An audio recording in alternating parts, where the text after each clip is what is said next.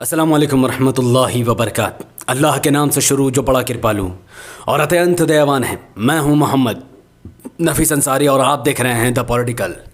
ये खबर तो आप तक पहुंची गई होगी कि बैरिस्टर असदुद्दीन ओवैसी साहब और एसबीएसपी पार्टी के अध्यक्ष ओम प्रकाश राजभर साहब का अलायंस टूट चुका है, बिखर चुका है, ख़त्म हो चुका है।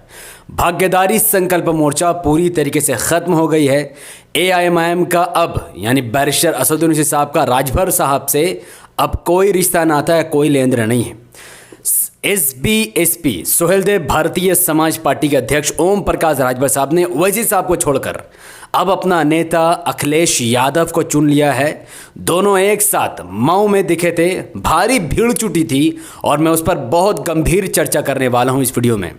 सबसे पहला सवाल ये खड़े होता है कि आखिर ओम प्रकाश राजभर ने भाग्यदारी संकल्प मोर्चा बनाया बैरिस्टर असदुद्दीन ओवैसी साहब के साथ मिलकर, आखिर क्या वजह रही होगी कि ओम प्रकाश राजभर साहब ने ओवैसी साहब के साथ छोड़कर अखिलेश यादव का दामन थाम लिया और अखिलेश यादव के साथ मिलकर पूरे राज्य में, पूरे प्रदेश में चुनाव लड़ने की तैयारी कर रहे हैं।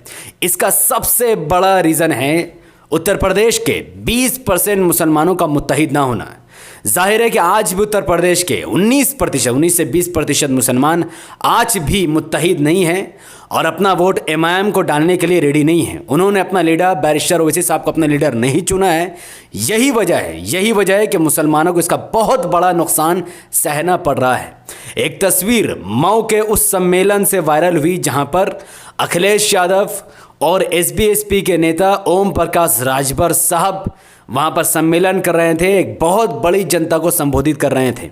उस तस्वीर में पूरे प्रदेश के लोगों ने देखा कि कैसे 7% का लीडर, यादवों का लीडर अखिलेश यादव और 3% आबादी वाला राजभर कम्युनिटी का लीडर एक साथ फ्रंट ऑफ द फेस सबसे आगे मंच पर बैठ के एक दूसरे से अपनी हिस्सेदारी का बात कर रहे हैं।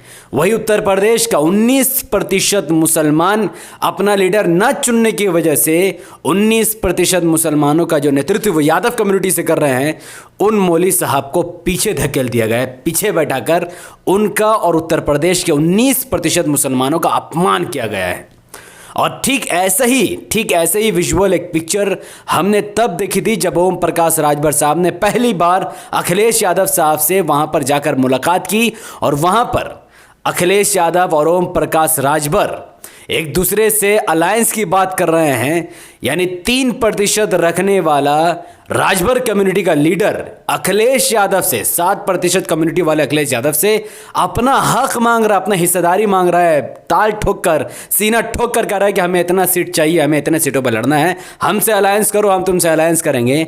लेकिन वहां पर 19% मुसलमानों का प्रतिनिधित्व करने वाला कोई मौजूद नहीं था, कोई नेता मौजूद नहीं था, कोई मसीहा मौजूद नहीं था और वो कुर्सी खाली रह गई। इसका जिम्मेदार सिर्फ और सिर्फ उत्तर प्रदेश के वो 19% मुसलमान हैं जो आज भी अपना नेता बैरिस्टर ओवैसी साहब को मानने तैयार नहीं है। आज 19% में से कम 7 से 8% मुसलमान ओवैसी साहब को अपना नेता मान चुके हैं, ओवैसी साहब की रैली में जा रहे हैं, ओवैसी साहब को वोट देने तक की बात कर रहे हैं। लेकिन आज भी लगभग 10% मुसलमान अपना वोट एसपी, बीएसपी, कांग्रेस में देकर बर्बाद करने की तैयारी कर रहे हैं और हम सबको इस चीज़ को होते हुए रोकना पड़ेगा, क्योंकि मुसलमानों का वोट अगर एमआईएम को नहीं जाकर एसपी, बीएसपी, कांग्रेस में बटा तो इसका सीधा फायदा बीजेपी को होगा। तो हमें इन सब चीज़ों को रोकना पड़ेगा। ओम प्रकाश राजभर साहब की एक बात मुझे बहुत ख़राब लगी कि जब उन्हें एमआईएम से अलायंस उन्होंने तोड़ ही दिया, एमआईएम से उनका नाता ख़त्म हो गया, तो बार बार मऊ में जो जनसभा को उन्होंने संबोधित किया, जो महान रैली का आयोजन किया था, उसमें वो उस भीड़ में अधिकतम हिस्सा बैरिस्टर असदुद्दीन ओवैसी साहब के मानने वालों का था। क्योंकि ओम प्रकाश राजभर साहब एक हफ्ते से यह बात कह रहे थे कि 2 हेलीकॉप्टर उड़ेगी, 2 हेलीकॉप्टर उड़ेगा, अखिलेश ओवैसी एक साथ एक मंच पर नजर आएंगे, ऐसा वो इशारा दे रहे थे। मीडिया बार बार ओम प्रकाश राजभर से पूछ रही थी कि क्या उसमें ओवैसी साहब रहेंगे। उन्होंने बार बार इस जवाब को सीधे ढंग से नहीं दिया, बल्कि कह रहे थे कि वो आपको 27 तारीख को पता चलेगा, 27 तारीख को पता चलेगा। जबकि 27 तारीख को बैरिस्टर ओवैसी साहब का दौरा मुजफ्फरनगर में था, उन्होंने वहां से अपनी रैली का, अपनी जनसभा को संबोधित किया। लेकिन ओम प्रकाश राजभर ने ओवैसी साहब के नाम पर झूठी भीड़ जुटाई और यहाँ पर ओवैसी साहब को न्योता तक नहीं दिया गया कि वो वहाँ जाएं, क्योंकि अलायंस ही नहीं हुआ अखिलेश ओवैसी साहब का। अखिलेश और ओवैसी साहब का अलायंस नहीं हुआ। तो अब सवाल ये पैदा होता है कि बैरिस्टर असदुद्दीन ओवैसी साहब का क्या होगा। तो बैरिस्टर असदुद्दीन ओवैसी साहब से जब इसके बारे में पूछा गया तो उन्होंने कहा कि हाँ, हमारी कोई भी अलायंस अखिलेश यादव या भागीदारी संकल्प मोर्चा से अब नहीं रही। अखिलेश यादव से बार बार कहने के बावजूद भी वह ओवैसी साहब से अलायंस करना नहीं चाहते, क्योंकि उनको डर है कि उनका हिंदू वोट पिछड़ जाएगा, खसक जाएगा, और उनको यकीन है कि वो 19% मुसलमान जिसके लिए कभी अखिलेश यादव ने काम नहीं किया, वो 19% मुसलमान जिनके सामने मुजफ्फरनगर का दंगा होता रह गया, अखिलेश यादव नहीं रोक पाए, वो 19% मुसलमान डर कर, बीजेपी से डर कर अखिलेश को वोट देगा। यही वजह है कि अखिलेश यादव ओवैसी साहब से वोट नहीं, अलायंस नहीं करना चाहते और अपनी मुसलमानों को, उनकी हिस्सेदारी, उनकी क़यादत को एक्सेप्ट नहीं करना चाहते हैं। तो अब ओवैसी साहब का क्या होगा? तो ओवैसी साहब ने कहा कि उनकी बात फिल वक्त अखिलेश यादव के चचा शिवपाल यादव से हो रही है और शिवपाल यादव से बहुत क्लोज है कि उनसे बहुत जल्द गठबंधन हो जाए। बैरिस्टर ओवैसी साहब ने शिवपाल यादव से मुलाकात भी की है और अपने सीट इलेक्शन लड़ने की बात भी कही है। वहीं पर बैरिस्टर ओवैसी साहब ने चंद्रशेखर आज़ाद का भी नाम लेते हुए कहा कि भीम आर्मी और आज़ाद समाज पार्टी के अध्यक्ष चंद्रशेखर आज़ाद से भी उनकी बात हो रही है। उनसे भी कई बार ओवैसी साहब की मुलाकात हुई है और उनसे भी गठबंधन होने की बात चल रही है। इस बात की खबर कुछ ही दिनों में इंशाअल्लाह लगभग तय हो जाएगा कि एमआईएम किसके साथ गठबंधन में लड़ेगी और किसके साथ एमआईएम का गठबंधन पूरी तरीके से ख़त्म हो चुका है। लेकिन जो एमआईएम के समर्थक इस वीडियो को देख रहे हैं, जो एमआईएम के सपोर्टर जिनका दिल ओवैसी साहब के लिए धड़कता है, कौम के लिए धड़कता है, इंसाफ और संविधान के लिए धड़कता है, उनके लिए यही खुशखबरी है कि चाहे अखिलेश अलायंस करे या ना करे, मायावती अलायंस करे या ना करे, या फिर राजभर साहब वापस आए चाहे ना आए, भीम आर्मी के अध्यक्ष या शिवपाल यादव अलायंस करे या ना करे, बैरिस्टर ओवैसी साहब ने साफ तौर पर कहा है कि वो कांग्रेस और बीजेपी को छोड़कर किसी से भी अलायंस कर सकते हैं, लेकिन कांग्रेस और बीजेपी से अलायंस एमआईएम का कतई नहीं होगा, क्योंकि कांग्रेस ही बीजेपी है और बीजेपी ही कांग्रेस है।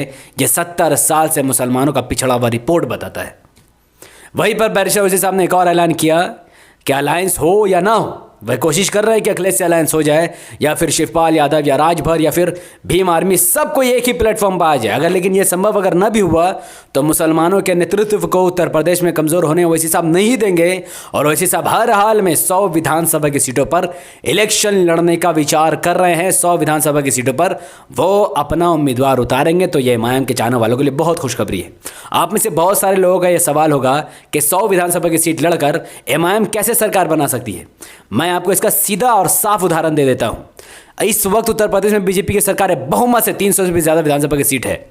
अखिलेश के पास मात्र 49 से 47 सीट है, बीएसपी के पास 17-18 सीट है और कांग्रेस के पास कुछ सीट है। तो जो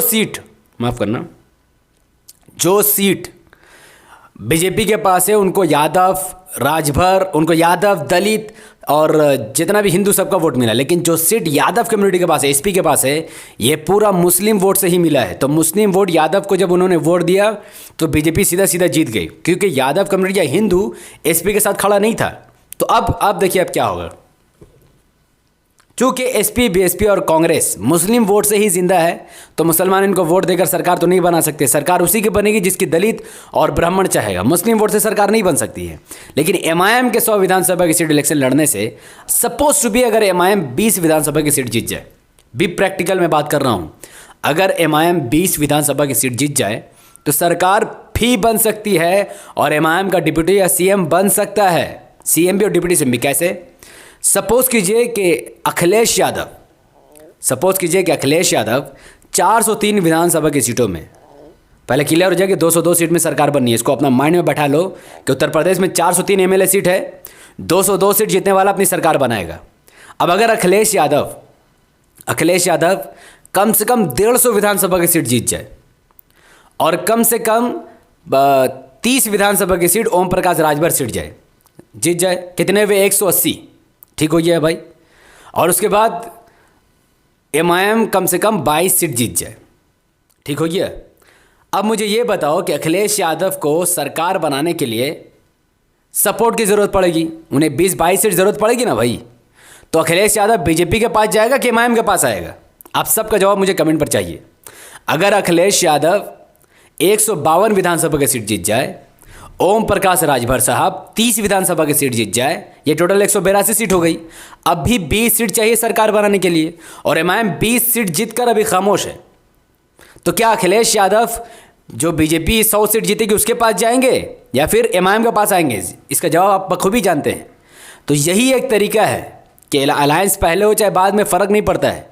मुसलमान अगर मुत्तहिद होकर एमआईएम को 20 सीट भी दे दे, 22-25 सीट भी दे दे, तो अखिलेश यादव को झक मार कर एमआईएम के पास आना होगा। और जब वो एमआईएम के पास आएंगे कि भैया हमारी सरकार बनाओ, तो हमें 20 सीट की ज़रूरत है, 22 सीट की ज़रूरत है, तो एमआईएम कहेगी हमें हमारे डिप्टी सीएम दो और सरकार बना लो, हमारा समर्थन आपके साथ है। तो इस तरीके से हम उत्तर प्रदेश में मजलिस अपनी सरकार बना सकती है और पूरी तरीके से सरकार बनाने के लिए सक्षम है। तो इसीलिए कोई भी इंसान अगर ये बार बार पूछे कि एमआईएम क्यों अकेले इलेक्शन लड़ रही है, बीजेपी को जिताने की लड़ रही है, झूठ बात है। जैसा ओम प्रकाश राजभर साहब 30 सीट का अपना समर्थन दे सकते हैं, वैसे एमआईएम भी 20 सीट का समर्थन जितने बाद दे सकती है। सरकार तो दोनों ही नहीं बना रही है, पर एक दूसरे के समर्थन से सरकार बन सकती है और यही होने वाला है उत्तर प्रदेश में। अगर मुसलमानों ने अपनी आंखें खोल ली, होश के नाखून चबा लिए, तो इंशाल्लाह उत्तर प्रदेश में एमआईएम की बहुमत से सरकार बन जाएगी। खैर, तो मैं चाहता हूं कि उत्तर प्रदेश के मुसलमान इस वीडियो को ख़ास तौर पर देखें। उसके लिए आपको इस वीडियो को लाइक करना होगा, इसके लिंक को व्हाट्सएप, फेसबुक, इंस्टाग्राम में शेयर करना होगा, अपनी बातों को कमेंट पर रखना होगा कि आप एमआईएम के साथ हैं या फिर एसपी, बीएसपी, कांग्रेस में अपना वोट को बांटने वाले हैं और बीजेपी को फ़ायदा पहुंचाने वाले हैं। तो इसका बाद का फैसला आप खुद कमेंट में देकर मुझे बता सकते हैं। हमारे यूट्यूब चैनल द पॉलिटिकल को सब्सक्राइब करें, बेल आइकन को हिट कीजिए, मुझे अपनी दुआ में याद रखिए।